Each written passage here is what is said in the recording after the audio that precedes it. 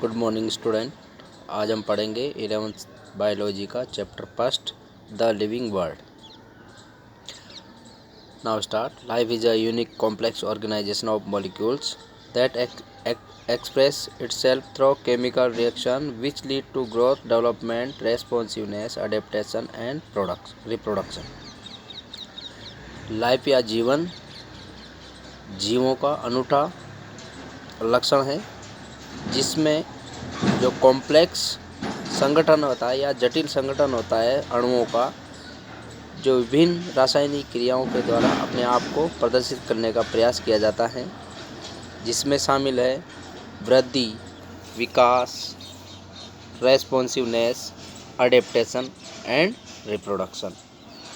ठीक है, ये सभी प्रक्रियाएं अनुकूलन, प्रजनन, रेस्पॉन्सिवनेस, डेवलपमेंट, ये क्रियाएं एक जीव के द्वारा प्रदर्शित या शो की जाती है अपने जीवन को जीने के लिए।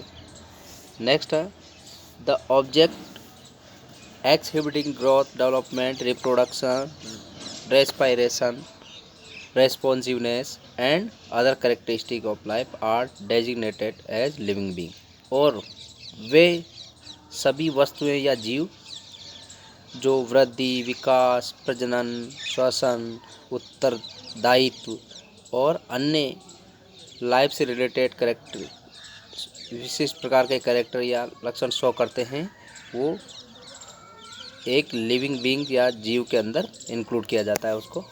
Next, unique feature of living organism. एक जो जीव होता है उसके जो अनूठे लक्षण होते हैं वो कौन कौन से हैं, तो सबसे पहले हम देखेंगे ग्रोथ। ग्रोथ मतलब वृद्धि। Living organism grow in mass and number.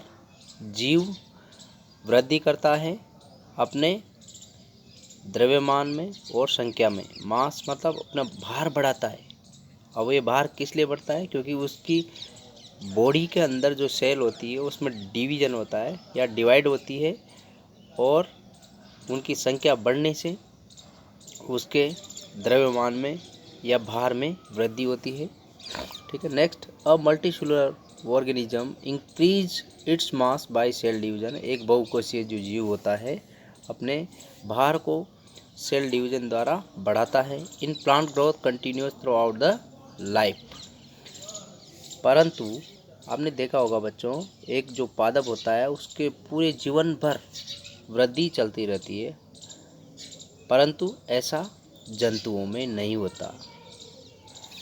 Meristematic area but in animal growth occur to a certain age. परंतु मेरिस्टेमेटिक जो एरिया होता है ये केवल प्लांट्स में ही पाया जाता है, जंतुओं में नहीं पाया जाता है। एनिमल्स में क्या होता है, animals growth occur to a certain age. जंतुओं में यह वृद्धि जीवन के कुछ वर्षों तक की होती है, जैसे 20-22 साल तक जंतुओं में ग्रोथ चलती, जैसे मनुष्य में चलती है 20-22 वर्ष तक। ऐसे ही अन्य जो जंतु हैं जैसे गाय, भैंस, भेड़, बकरी, निश्चित आयु तक ही वो ग्रोथ चलती रहती है, उसके बाद में ग्रोथ रुक जाती है और केवल डेवलपमेंट चलता रहता है। डेवलपमेंट लाइफ टाइम चलता रहता है जंतुओं में। जिस प्रकार से प्लांट्स में ग्रोथ चलती रहती है वैसे ही डेवलपमेंट जंतुओं में हमेशा ही चलता रहता है। Next, unicellular organism also grow by cell division. और ये एक कोश के जो जीव होते हैं उनमें भी जो ग्रोथ होती है वो सेल डिवीजन द्वारा ही होती है। Living organism show internal growth due to addition of materials and formation of cells inside the body. और जीवों के अंदर जो आंतरिक वृद्धि होती है उसका कारण है क्योंकि विभिन्न प्रकार के जो मटेरियल्स होते हैं वो कोशिकाओं के अंदर जो शरीर के अंदर पाई जाती है, उनमें विभिन्न प्रकार की मेटाबॉलिक प्रोसेस होते हैं, इसका ही परिणाम होता है। Non living organism like mountain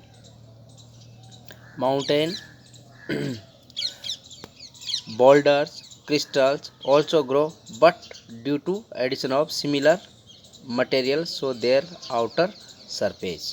non living जो मटेरियल होते हैं जैसे कि पर्वत हैं, अन्य जो बॉडियाँ होती हैं, चट्टानें वगैरह या क्रिस्टल वगैरह जो होते हैं, उनमें भी ग्रो होती है मतलब वृद्धि होती है। वृद्धि का मतलब है उनका भी भार या शेप और साइज बढ़ सकती है, बट जो ग्रो होती है वो लाइफ प्रोसेस जैसा नहीं होता। उनमें उनमें कुछ अनवांटेड मटेरियल क्या हो जाता है, डिपॉजिटेड हो जाते हैं। इस कारण से उनका भार बढ़ जाता है या उनका साइज बढ़ जाता है। जैसे आपने देखा होगा लोहा है, लोहे वो में रस्टिंग या जंग लगने के बाद उसका भार बढ़ जाता है, तो इट मीन्स उसकी ग्रो होगी।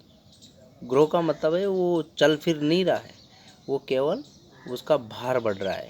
तो ग्रो नॉन लिविंग ऑर्गेनिज्म या ऑब्जेक्ट होते हैं उनमें भी हो सकता है। ठीक है। नेक्स्ट, रिप्रोडक्शन, जो जीवों का यूनिक फीचर है उसमें सेकंड है रिप्रोडक्शन। ये इम्पोर्टेंट कैरेक्टरिस्टिक है जीवों की, रिप्रोडक्शन। इसके द्वारा जीव अपना अस्तित्व बनाए रखता है। इसी के द्वारा जीव अपने अस्तित्व को बनाए रखता है। जिस प्रकार से जंतु बनाए रखते हैं वैसे ही पादप भी अपना अस्तित्व बनाए रखने के लिए रिप्रोडक्शन करते हैं। ठीक है। तो देखिए, it is the formation of new individual of similar kind. तो यह वह प्रक्रिया है जिसमें अपने ही समान नए जीवों को उत्पन्न करने की क्या है, प्रक्रिया है। Reproduction is not essential for survival of the individual. Reproduction एक जीव के जीवित रहने का लिए आवश्यक नहीं है। It is required for perpetuation of the population. यह जनसंख्या वृद्धि के लिए आवश्यक है। जैसे रिप्रोडक्शन जनन के द्वारा ही अपनी संख्या नहीं बढ़ाई जाती। इसके सॉरी, सेक्सुअल रिप्रोडक्शन ही इसका एक उपाय नहीं है। इसके अलावा और भी जो रिप्रोडक्शन पाए जाते हैं, टेक्निक होती है रिप्रोडक्शन की, जैसे असेक्सुअल रिप्रोडक्शन है या वेजिटेटिव प्रोपेगेशन है, उसके द्वारा भी अपनी संख्या को बढ़ाया जा सकता है। In sexual reproduction two parents are involve to produce more और less similar kind of individuals. लैंगिक जनन में दो जनक क्या करते हैं, पार्टिसिपेट करते हैं और एक या अपने से अधिक या कुछ कम प्रकार के लक्षणों वाले एक स्वतंत्र जीव को उत्पन्न करते हैं। इन असेक्सुअल रिप्रोडक्शन, जबकि अलैंगिक जनन में क्या होता है, सिंगल पेरेंट इज इन्वॉल्व, एकल जनक ही भाग लेता है, and individual is copy of the parent. और जो ऑफ स्प्रिंग या संतति जो उत्पन्न होती है वो बिल्कुल हूबहू पेरेंट की कॉपी होती है, या यूँ कहें डुप्लीकेट होता है। असेक्सुअल रिप्रोडक्शन में अकर बाय फ्यूजन। और अलैंगिक जनन जो पाया जाता है वो किस प्रकार का पाया जाता है, फ्यूजन टाइप का। फ्यूजन मतलब टूटना। जैसे एक जीव दो टुकड़ों में टूट गया तो उससे जो दूसरा टुकड़ा है उससे भी नए जीव की उत्पत्ति हो जाता है। For example, fermentation, regeneration, vegetative propagation etcetera. इस ये सेक्सुअल रिप्रोडक्शन के टाइप है। वेजिटेटिव प्रोपेगेशन जैसे गन्ना, अदरक, पटेटो, इस प्रकार के जो प्लांट्स होते हैं इनमें जो बीज उत्पन्न नहीं करते उनमें पाया जाता है। ऐसे रीजनरेशन प्लेन एरिया में देखा होगा आपने। फर्मेंटेशन, फर्मेंटेशन का मतलब होता है किण्वन। जैसे ईस्ट या सिरके की, या अपन कहें कि दूध को जमाते हैं तो उसमें थोड़ा सा क्या डाल देते हैं, दही डाल देते हैं, तो वो उसमें जो बैक्टीरिया पाया जाता है वो मल्टीप्लिकेशन करके अपनी संख्या को बढ़ाता है और पूरे के पूरे दूध को किस में कन्वर्ट कर देता है, दही में कन्वर्ट कर देता है। तो ये भी एक रिप्रोडक्शन का या मल्टीप्लिकेशन का तरीका है। In unicellular organism growth and reproduction are synonymous. जो एक कोशिकीय जीव होते हैं या एक कोशिकीय जो जीव होते हैं उनमें वृद्धि और जो प्रजनन का मेथड है वो बिल्कुल लगभग एक दूसरे का पूरक होता है। Many organism like mules sterile worker base, कई जीव होते हैं जो क्या होते हैं कार्य के आधार पर अपनी संख्या को बढ़ाते हैं। Infertile human couple do not reproduce, जो ये यहाँ पे इंटरटाइल लिखा हुआ है, स्टेराइल आएगा पे, ह्यूमन कपल क्या नहीं करते हैं, रिप्रोड्यूस या प्रजनन नहीं करते हैं। Therefore reproduction is not an all inclusive characteristic of living organism, इसीलिए जो रिप्रोडक्शन या प्रजनन होता है वो सभी प्रकार की जो जैविक क्रियाएं होती है उनके लिए रेस्पॉन्सिबल नहीं होता। However no non living object has the power to reproduce और रेप्लिकेट। तो however no non living object has the power to reproduce और रेप्लिकेट, और इसीलिए जो नॉन लिविंग ऑब्जेक्ट या अजैव जो पदार्थ होते हैं उनमें रिप्रोड्यूस या प्रजनन की क्षमता या रेप्लिकेट करने की क्षमता नहीं पाई जाती। नेक्स्ट देखेंगे मेटाबॉलिज्म, उपापचय।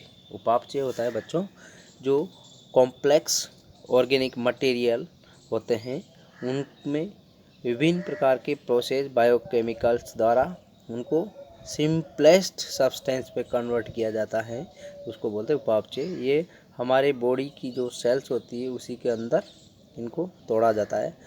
The sum total of all type of chemical reaction occurring in an individual due to specific interaction among different type of molecules in the interior of cells is called metabolism।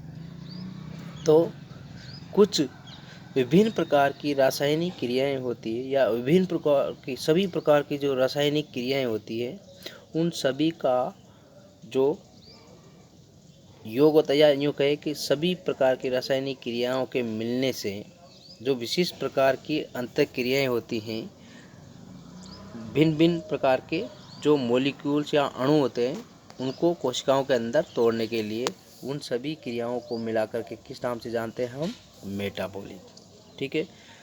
All activities of an organism including growth, movements, development, reproduction etcetera, सभी जो क्रियाएं होती है एक organism के अंदर वो है वृद्धि है, गमन है, विकास है और प्रजनन, ये सभी एक्टिविटीज जो एक ऑर्गेनिज्म या जीव द्वारा प्रदर्शित की जाती है आर ड्यू टू मेटाबॉलिज्म, और ये सभी क्रियाएं इस मेटाबॉलिज्म द्वारा ही की जाती हैं। मेटाबॉलिज्म नहीं होता तो एक जीव इस प्रकार की क्रियाएं प्रदर्शित नहीं कर सकता। There are two type of metabolism. तो मेटाबॉलिज्म या उपापचय होता है वो दो प्रकार का होता है, कैटाबॉलिज्म एंड एनाबॉलिज्म। कैटाबॉलिज्म मतलब विखंडनात्मक और एनाबॉलिज्म मतलब निर्माणात्मक। एक तो तोड़ने वाली क्रिया और एक जोड़ने वाली क्रिया, दोनों ही प्रकार की होती है। दोनों को मिला करके एक वर्ड दिया गया है जिसका नाम है मेटाबॉलिज्म। ठीक है। तो anabolism include all the building up reaction to increase the mass of the organism like photosynthesis. Anabolism में वो सभी क्रियाएं हैं जो निर्माण से रिलेटेड है या बनाने का काम करती है, जिससे क्या होता है एक जीव का क्या होता है, भार में वृद्धि होती है या उसके द्रव्यमान में वृद्धि होती है, जैसे कि फोटोसिंथेसिस। अब फोटोसिंथेसिस एक निर्माणात्मक क्रिया है बच्चों, क्योंकि फोटोसिंथेसिस में इनऑर्गेनिक मटेरियल जैसे कि CO2 है, O2 है और CO2 है, वाटर है, इन सभी के द्वारा और सूर्य के प्रकाश और क्लोरोफिल की प्रेजेंस में क्या होता है, ग्लूकोज का संश्लेषण होता है। In catabolism break down reaction are involve such as respiration, digestion etcetera. और दूसरे प्रकार की जो मेटाबॉलिज्म के अंदर इंक्लूड है कैटाबॉलिज्म, वो है ब्रेक डाउन रिएक्शन है, मतलब तोड़ने वाली क्रियाएं हैं जिसके अंदर शामिल है जैसे कि श्वसन, रेस्पायरेशन, डाइजेशन मतलब पाचन। देखो डाइजेशन में भी हमारे भोजन के जो कॉम्प्लेक्स पार्टिकल्स होते हैं उनको सिंपलेस्ट पार्टिकल्स में कन्वर्ट किया जाता है। ऐसे ही रेस्पायरेशन में भी जो ग्लूकोज का मॉलिक्यूल है उसको ऑक्सीजन की प्रेजेंस या एब्सेंस में उसको ब्रेक डाउन किया जाता है सिंपलेस्ट वो मटेरियल में, ठीक है। No non living object show metabolism. और जो नॉन लिविंग ऑर्गेनिज्म होते हैं या यूँ कहें निर्जीव जो पदार्थ होते हैं इस प्रकार की उपापचय क्रियाएं या मेटाबॉलिज्म प्रदर्शित नहीं करते हैं, ठीक है, या उनके अंदर इस प्रकार की कोई क्रियाएं नहीं होती है। नेक्स्ट देखेंगे कंसिस्टेंस। फोर्थ पॉइंट है बच्चों कंसिस्टेंस मतलब चेतनता। अब देखिए चेतनता या कंसिस्टेंस केवल किन में पाई जाती है? सजीवों का एक महत्वपूर्ण गुण है या इम्पोर्टेंट कैरेक्टरिस्टिक है जो केवल सजीवों के अंदर ही पाई जाती है। ये सारी क्रियाएं जो अपन देख रहे हैं ये सब सजीवों के द्वारा की जाने वाली प्रोसेस है। It is the awareness of surrounding and responding to external stimuli. यह अपने पर्यावरण के प्रति क्या है? जागरूकता, यूँ कहे कि पर्यावरण का ज्ञान रखने के लिए जो भी क्रियाएं एक सजीव द्वारा की जाती है वो सारी कंसिस्टेंस के अंदर आती है। And responding to external stimuli, और जो स्टिमुलाई या जो यूँ प्रेरक होता है उसके प्रति जो रेस्पॉन्स या अनुक्रिया करने की जो क्रियाएं की जाती है वो सारी इस कंसिस्टेंस के अंदर आती है। एक्सटर्नल स्टिमुलाई में भी फिजिकल, केमिकल और बायोलॉजिकल हो सकता है। तो देखिए बाह्य जो स्टिमुलाई मिलता है हमें या हमारी बॉडी को या किसी भी जीव को, वो भौतिक, रासायनिक या जैविक रूप में हो सकता है। जैसे मान लो हमारे इस बॉडी पे कांटा लगा, पैर पे कांटा लगा, तो कांटा लगते ही तुरंत पीछे की ओर खींचना, तो कांटा क्या हो गया? स्टिमुलाई हो गया। और हमारे पैर को पीछे हटा लेना क्या हो गया? उसके प्रति रेस्पॉन्स हो गया। तो ये इस प्रकार की रेस्पॉन्स किसके द्वारा दी जाएगी? केवल जीव द्वारा, ठीक है। Plant also respond to stimuli like light, water, gravitation, pollution etcetera. पादप केवल कुछ ही प्रकार के जो स्टिमुलाई होते हैं जैसे कि ताप, जल, गुरुत्वाकर्षण और प्रदूषण, इस प्रकार के स्टिमुलाई के प्रति ही रेस्पॉन्स देते हैं। अन्य प्रकार के जो रेस्पॉन्स होते हैं तो अन्य प्रकार के जो स्टिमुलाई होते हैं उनके प्रति विशिष्ट प्रकार की जो क्षमता इन पादपों में नहीं पाई जाती, ठीक है। All living organism prokaryotic to eukaryotic respond to different kind of stimuli. सभी जीव चाहे वो प्रोकैरियोटिक हो चाहे यूकैरियोटिक हो, भिन्न भिन्न प्रकार के जो स्टिमुलाई होते हैं उनके प्रति रेस्पॉन्स देते हैं या अनुक्रिया करते हैं, ठीक है। Human being is only organism who is aware of himself. मनुष्य ही एक ऐसा जीव है जो सभी प्रकार के जो स्टिमुलाई होते हैं उनके प्रति अनुक्रिया करता है और अपने आप को सुरक्षित रखने का प्रयास करता है। Consciousness therefore become the defining property of living organism. चेतनता एक जीव को परिभाषित करने का एक विशिष्ट लक्षण होता है जो सबसे ज़्यादा किस में अंतर पाई जाती है? ह्यूमन बीइंग के अंदर, ठीक है। नेक्स्ट टर्न पे देखेंगे बच्चों।